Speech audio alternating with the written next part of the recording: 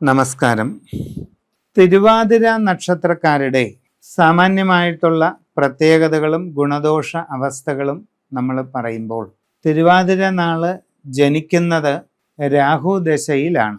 നക്ഷത്രാധിപൻ രാഹുവാണ്. രാഹുദശ ആകെ 18 വർഷമാണ് ഉള്ളത്.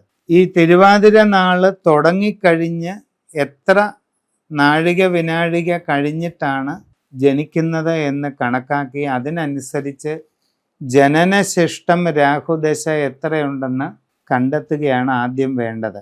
അങ്ങനെ രാഹുദശ ജന്മശിഷ്ടം കണ്ടെത്തി കഴിഞ്ഞാൽ അതിനുശേഷം വ്യാഴദശ 16 കൊല്ലം, ശനിദശ 19 കൊല്ലം, ബുധൻ 17 കൊല്ലം, ഇങ്ങനെ മുമ്പോട്ട് പോവുകയാണ് പതിവ്.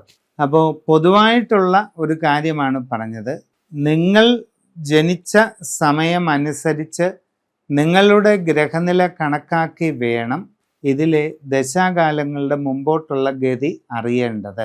അതിനനുസരിച്ച് നിങ്ങളുടെ ഗുണദോഷ അവസ്ഥകൾ നിങ്ങൾ ചിന്തിച്ചറിഞ്ഞ് വേണ്ട രീതിയിൽ പരിഹാരങ്ങൾ തേടേണ്ടതാണ്. ഇനി ഈ തിരുവാതിര നാളുകാർക്ക് അവർ മിഥുനക്കൂറിൽ വരുന്നതായതുകൊണ്ട് അഷ്ടമാധിപനാണ് ശനി.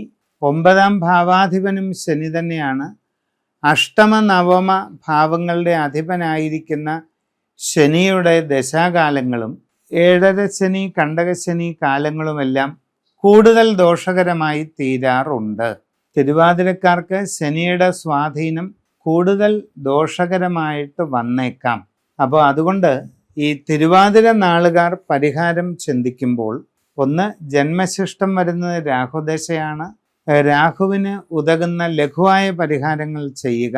ശനിയുടെ ദോഷം വളരെ കൂടുതലായി ബാധിക്കാമെന്നുള്ളത് കൊണ്ട് ശിവക്ഷേത്രത്തിൽ ജലധാര, പുറകിൽ വിളക്ക്, കൂവളത്തില കൊണ്ട് മാല ചാർത്തി, വെള്ള നിവേദ്യം, മൃത്യുഞ്ജയ പുഷ്പാഞ്ജലി, ഇതൊക്കെ ചെയ്യുന്നത് വളരെയധികം പ്രയോജനം ചെയ്യുന്നതാണ്. തിരുവാതിര നാളുകാരുടെ രത്നമെന്ന് പറയുന്നത് ഗോമേദക കല്ലാണ്. വളരെ പ്രത്യേകതകളുള്ള ഒരു രത്നമാണ് ഗോമേദകം. നിങ്ങൾ ശരിയായ രീതിയിൽ സെലക്ട് ചെയ്ത് നല്ല ഗോമേദകം തന്നെ വാങ്ങുക.